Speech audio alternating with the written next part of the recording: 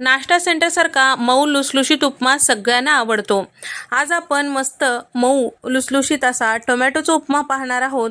तर उपम्यामध्ये गाठी होऊ नये आणि त्याचबरोबर बारीक रवा जरी वापरला तरी त्याचा कसा वापर करायचा, प्रमाण कसा घ्यायचा ते सगळं या व्हिडिओमध्ये सांगितलेलं आहे. तर व्हिडिओ स्किप न करता पूर्ण पहा. तर इथे मी 1 वाटीभर इतकं रवा घेतलेला आहे. भाजीची जी वाटी असते किंवा आमटीची वाटी असते त्या वाटीने 1 वाटी बारीक रवा घेतलेला आहे. तर किंवा तुम्ही अर्धा कप सुद्धा घेऊ शकता. हे प्रमाण सारखंच आहे. त्याचबरोबर इथे मी कढईमध्ये साधारण 4 चमचे तेल टाकून घेतलेलं आहे. अर्धा चमचा मोहरी, अर्धा चमचा जिरं, 2 चमचे उडदाची डाळ आणि 3 चमचे चणा डाळ टाकून घेतलेलं आहे.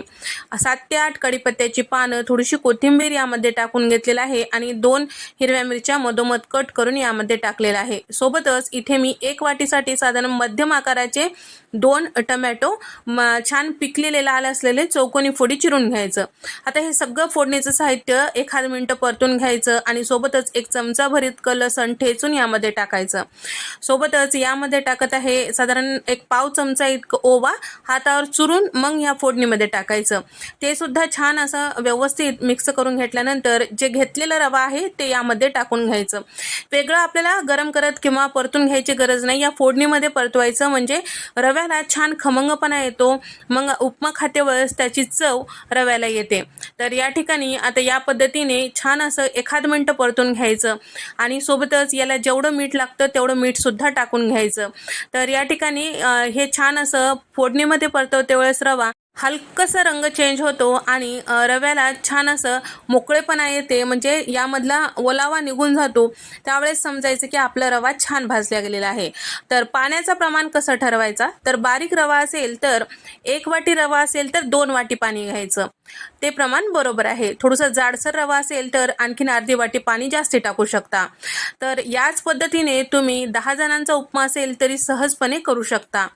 फक्त मी एका माणसापुरतं किंवा एका व्यक्तीपुरतं हे उपमा करत आहे.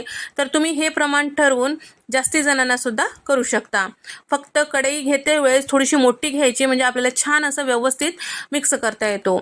आता यामध्ये पाणी व्यवस्थित मिक्स करून 1 मिनिट झाकून ठेवलेलं आहे. तर या ठिकाणी छान व्यवस्थित वाफल्या गेलेलं आहे. मिक्स करायचं. आणखीन 1 मिनिटानंतर तुम्ही बघू शकता छान असं उपम्याला दणदणीत वाफ आलेला आहे. मस्त मऊ लुसलुशीत हा उपमा तयार झालेला आहे. तर फोडणीमध्ये रवा भाजून घेतल्यामुळे त्याची चव मस्त लागते. एकदा नक्की ट्राय करून पहा. तर असं प्रमाण घेतल्यास तुम्ही किती जणांचाही उपमा करू शकता.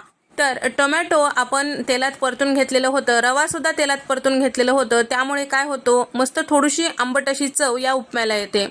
तर व्हिडिओ आवडल्यास व्हिडिओला लाईक करा, शेअर करा, सबस्क्राईब करायला विसरू नका.